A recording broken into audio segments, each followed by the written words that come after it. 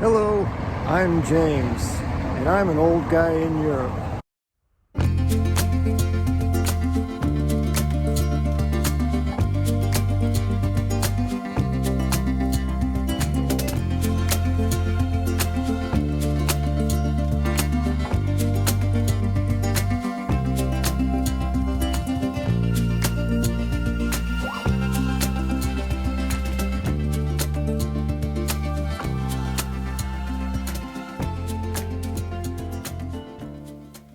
Hello, and welcome to episode 7 of An Old Guy in Europe.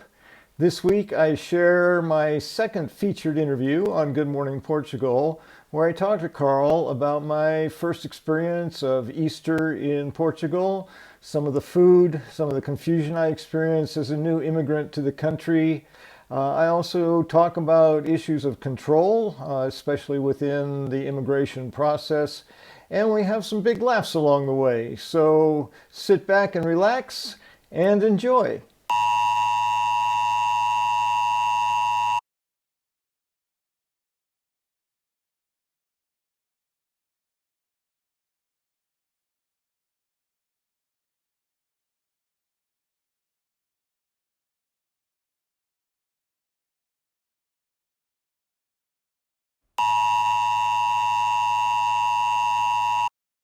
We're going to talk to James now because I finally sent him the link so that he can do that.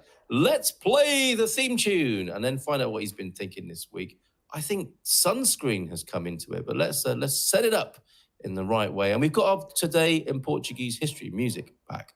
That's all sorted. Warren came to my rescue and sent me the music. So we've got the proper setup for Today in Portuguese History. And here's the proper setup for the message from the Redwoods.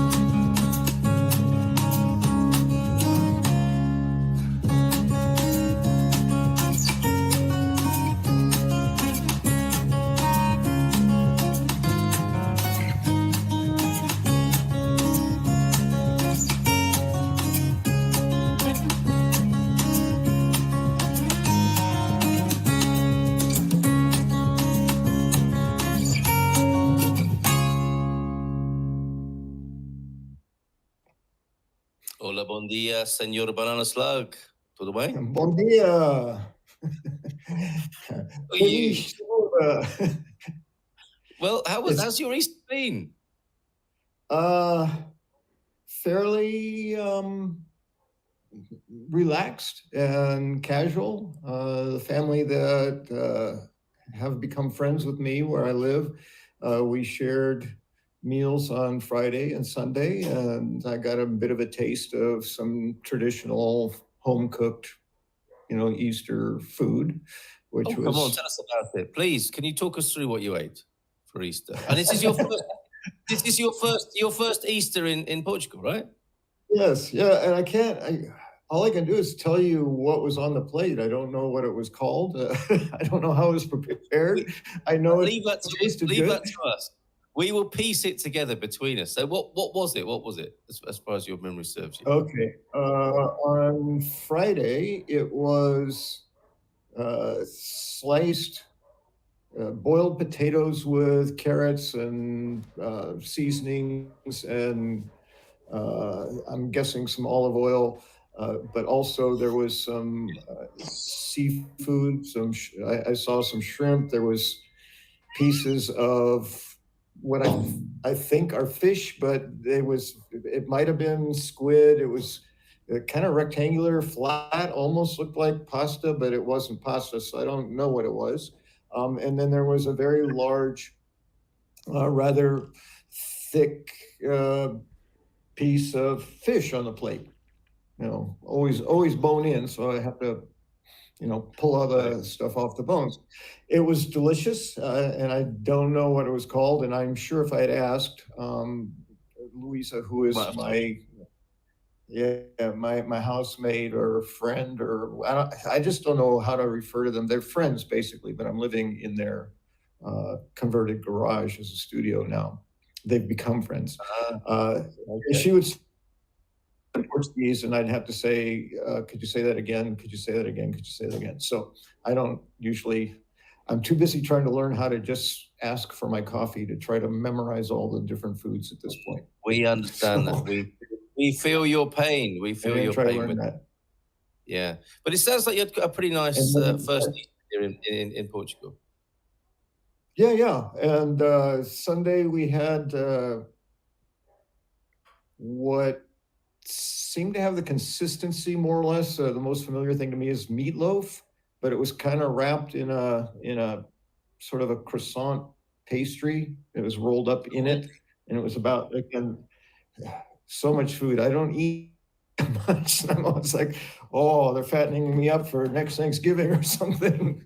Yes, it does sound a bit like it. But it was, yeah, it's like, yeah, have some more food. Oh, I've had anyway. They're getting used to it. I eat about half of what they serve me, and then I have the rest for leftovers. But it Did was it look very did it tasty. look like did it look like this, James? Uh,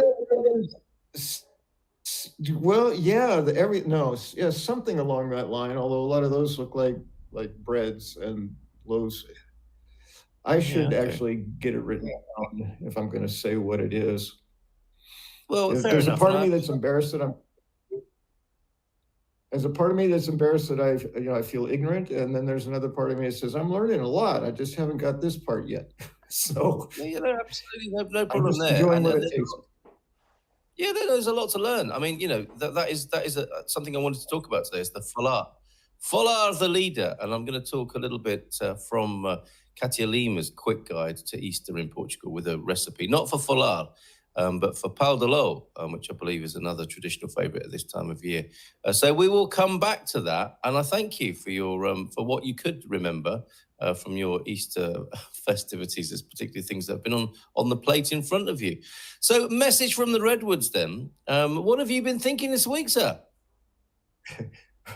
It changes almost every time I think, what do I want to, which thoughts do I want to share? And I know I approached you with something that I decided not to go with because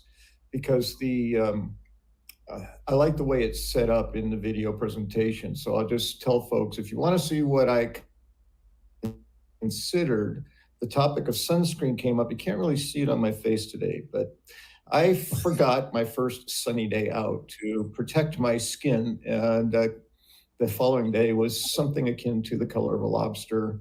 I'm toning down a bit. So that got me thinking about sunscreen. That got me thinking about this piece that was done back in the late 90s. It was an editorial piece done by a woman from the Chicago Tribune that was presented as a graduation speech, the graduating class of 1999. If anyone's interested in seeing it, it's quite interesting, fun, enlightening. It's called Everybody's Free to Wear Sunscreen. And the narration is by an Australian actor, I believe is B-A-C Luhrmann, Lurhman. So feel free to Well, look that yes, up on and YouTube. Apparently, it became a hit song, didn't it? Sunscreen, wear sunscreen, and full of life wisdom. And so you were quite taken by that. Did you find yourself in agreement with lots of the advice being given? yes, especially as I age. So I thought it would be, oh, this is perfect. It came to me because I thought about sunscreen. I remembered it. I shared it with other people. All right, that's what I'll do. I'll bring that on because I had a whole other idea that took second place to that, and then I woke up this morning with yet another idea. So I'm going with the final one in my Sounds like a blues song to me. practice. So you woke up this morning, and so what have you got then? Well, it's very interesting to me living in the moment and paying attention to what uh, the universe seems to be providing. I woke up this morning feeling anticipating the show and feeling a little out of control of, it's not in my control. Basically Carl's controlling the levers, that sort of feeling of control. And I realized, that would actually be something good to talk about. That's a good thought around control, issues of control. And it certainly has come up with most, if not all, of my clients along the way. Almost anyone I talk to seems to have some relationship with this notion of control. And so what happens this morning is I use the link from last last week because I hadn't gotten a link from Carl for today. And I'm thinking, am I in the right place? What can I do about that? And I'm totally out of control of it. I have no control over that. And so I just said, well, what do you do when you realize the truth of not having control? I started breathing and I said, it'll all work out. He'll come to me in the comments and go, oh, where's James? And Yes. there it happens. So, yeah, so control it was all perfect. Again, it's all in alignment with intention. I have ideas on that as well. So when I was Well, thinking about control, go ahead. Did you have a well, no, question? it does. It chimes with the whole adventure of moving to Portugal, doesn't it? Because this is a place, and this I don't want to steal your thunder here, and it may well be what you make reference to. But this is a big thing. This is a big thing when you're trying to control your move to be here, which many people do, and you have to do certain things to arrive in the country. But it's certainly a part. You know, there are parts of it you can't control. Quite a lot of it, in many ways, you can make the moves, and then you're in the hands of other people for quite a lot of the time. And then it could be said you're in the hands of an entire culture upon arrival. So any ideas or insecurities or difficulties, challenges people have around control will certainly come to the fore in this journey. Is that where you were going with it? Yes, and what I've realized about so many what I call universal truths is they really are quite simple. They're very straightforward. The concept, the idea is like one. The primary example I use is love. It's like love is very simple, but it may be the most difficult thing we attempt to implement in our life. So it's simple and difficult. And some complex things may actually be easy, particularly if you're an engineer and you're familiar with that complex thing. So it's simple and easy don't go together. And the concept of control, as I've come to understand it, is very simple. And the simple bottom line on control, as I have seen it, is the only thing that we as human beings control is our own thoughts, our own words, our own actions, period. It's that simple. We control nothing else. And you should see the look on parents' eyes when they're trying, they're trying to get their teenager under control. And I said, sorry, I wish I could give you better news, but you can't control that. Yeah. Well, okay. So hold And on. so What's the Holy Trinity again of control? our thoughts, our words, Yeah. and our actions. Yes. It's the only thing we control is ourselves. And that's best case scenario. There are a lot of people out of control of themselves as well. The good news is, And their thoughts. Come on, let's be fair. I mean, Yes. the internal workings of people's heads, and obviously, I can only speak from my own experience, but I do see the evidence, I think, and symptoms of other people. We can control our thoughts, but it's not an easy thing to do, is it? Like you say. Again, simple, not easy. Control your thoughts. Slow your thoughts down, pay attention to them. Go ahead, give that a try and see how easy that is. Yes, So, indeed. yeah. So what we do have over things outside of ourselves is influence. And that's what we tend to get confused with control. I want to control you. I want to control that. No, you can't, but you can influence it. If I have a child who's misbehaving, I can't make them behave, but I can influence their behavior. Yes. And all I have to do is say, look at anyone who's had children. I always go to the 2-year-old and I say, can you make your 2-year-old wear clothes if they're bound and determined not to have clothes on? Mm-hmm.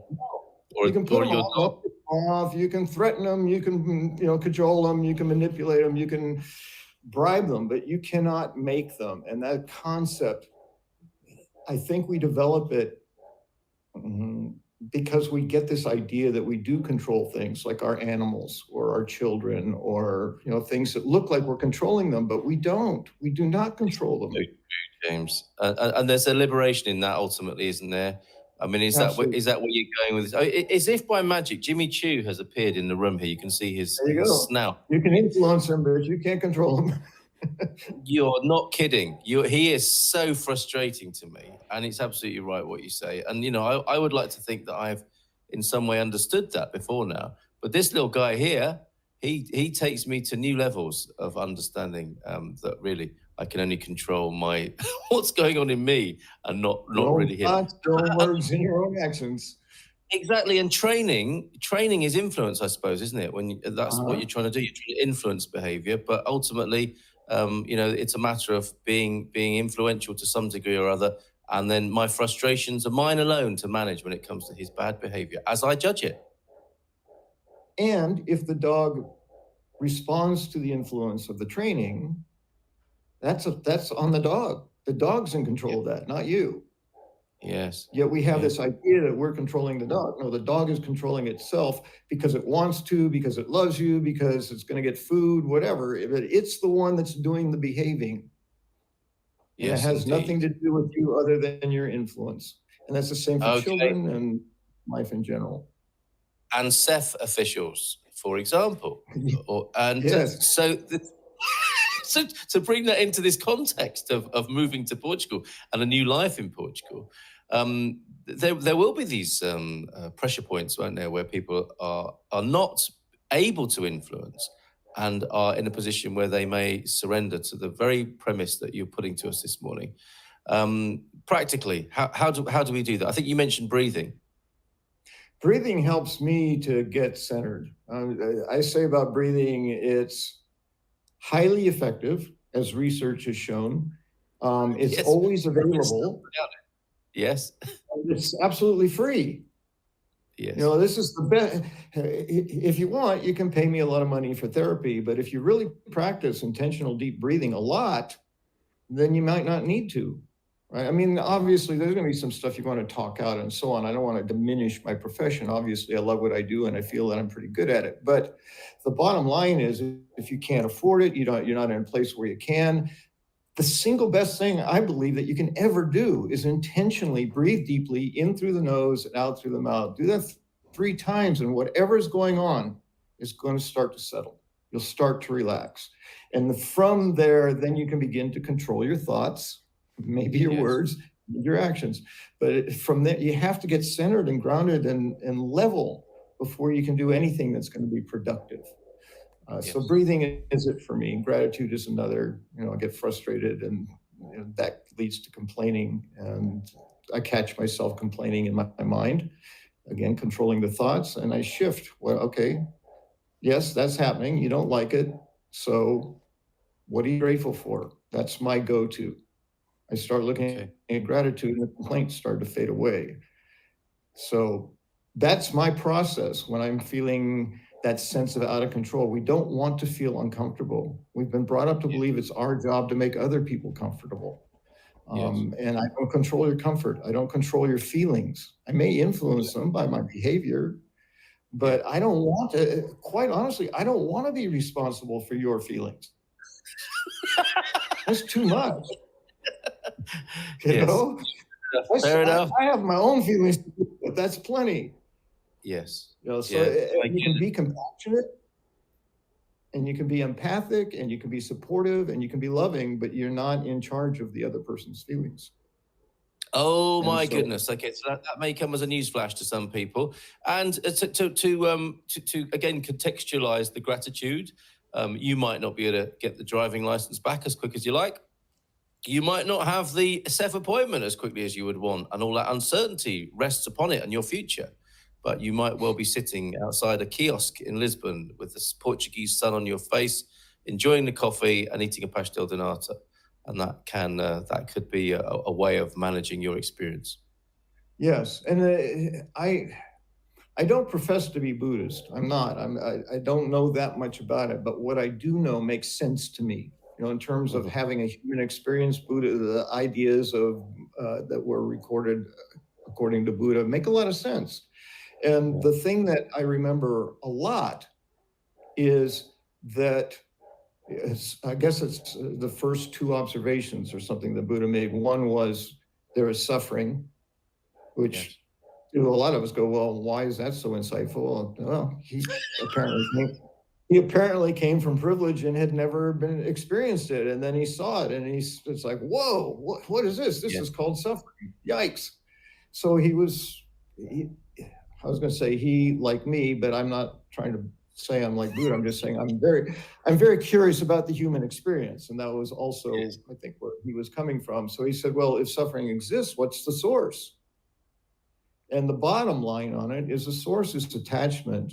And attachment is needing things to be other than they are, which is what we're talking about. I need a self appointment. It's not happening. I need it. I need my appointment. I need it, but I can't do it and I can't control it. So now I'm Yes. suffering in the anxiety of not being able to make that thing happen because it's outside of me. So what do I do Amazing. with that? I breathe. I think what I'm grateful for. Okay, I got the paperwork done and it's submitted. It's out of my hands. Now it's in someone else's hands. I can't control that. What can I do? What can I do with my thoughts? What can I do with my words? What can I do with my actions? And maybe it's send another email. Maybe it's ask someone who's been through the process before what they did. You know, those are the things I can do. But I can't make Seth respond to me. I can't make them send my paperwork back to me. I can't, things out of my control. So if I can let go of that and accept that, say, all right, that's out of my control, then I can begin to relax and not suffer anymore around the things I don't control.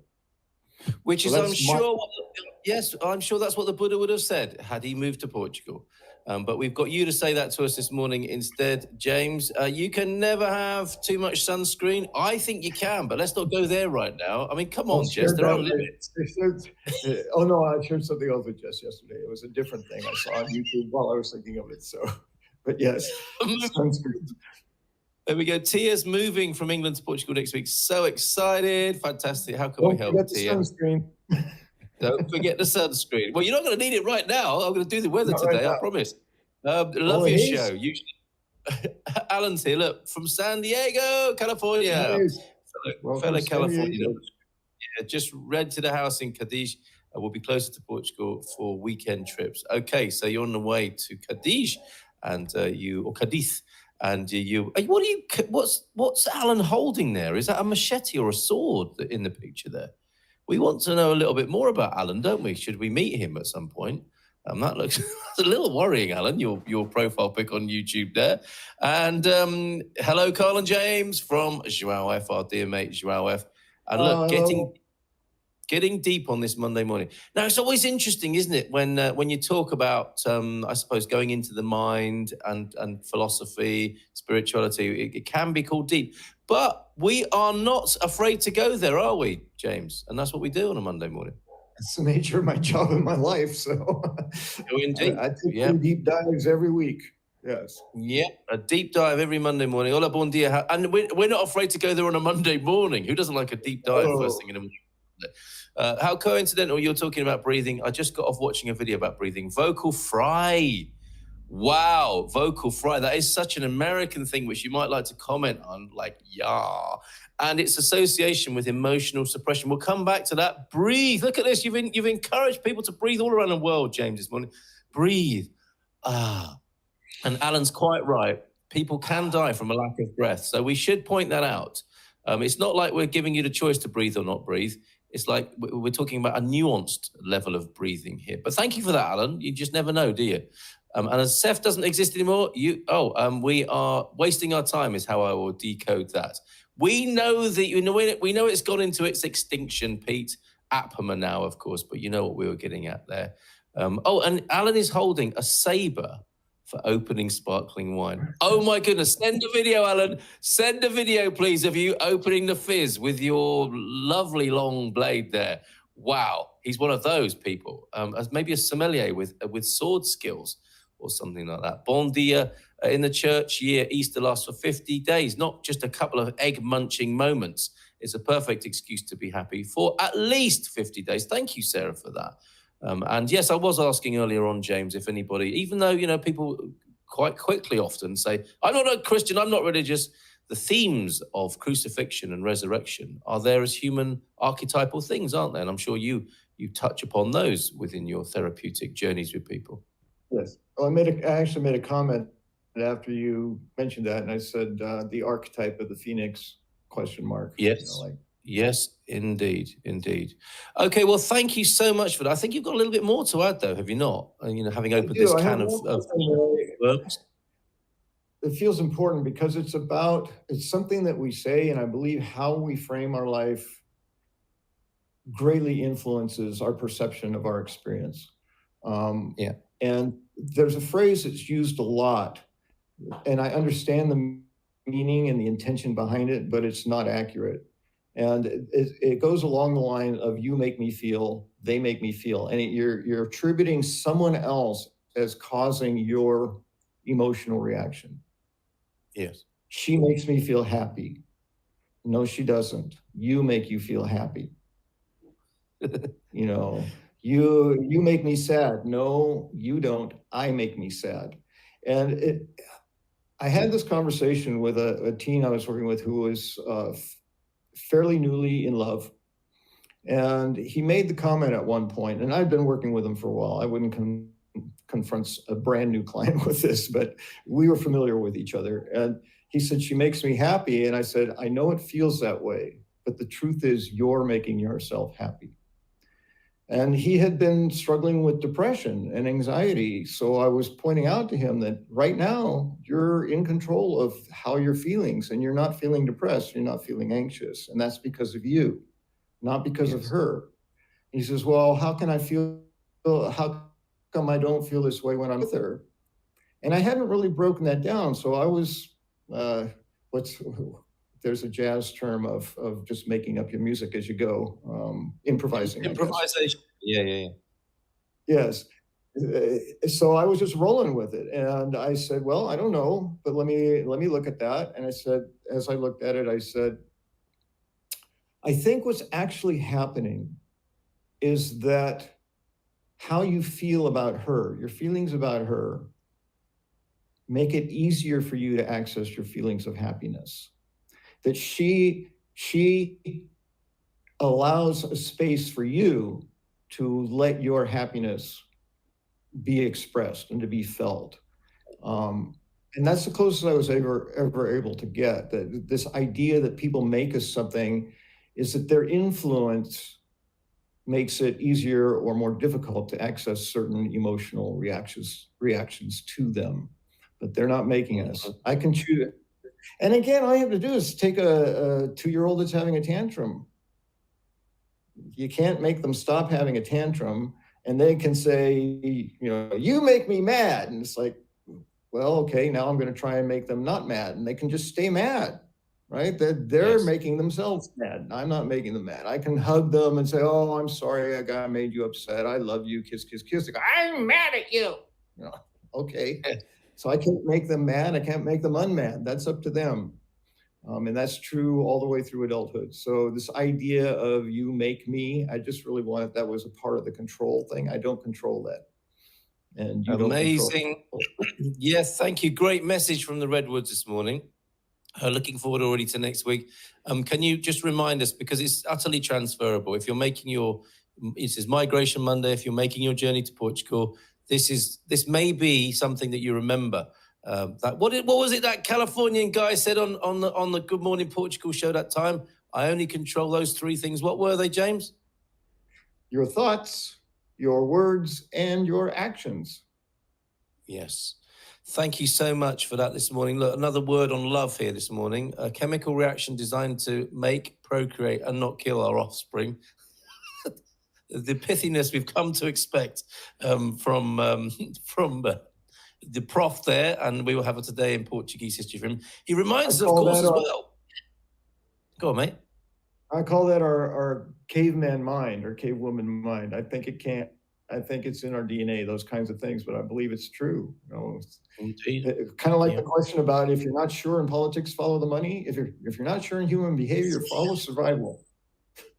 Oh, interesting. I've not heard that before. A lot of value this morning from you. A lot of value this morning. And a reminder, of course, 25th of April, next Monday. So we will certainly be. That's the big holiday that Gilda's talking about. Of course, I had run the two together. Everyone else was shouting at me from over their YouTube screens this morning. Yes, the big holiday next Monday, 25th of April, 25 de Abril, next Monday. Until then, James, when you join me, perhaps you'll have a revolutionary tone or undercurrent to your message next Monday. But we never know, do we, until we get there. Yeah, I may wake up.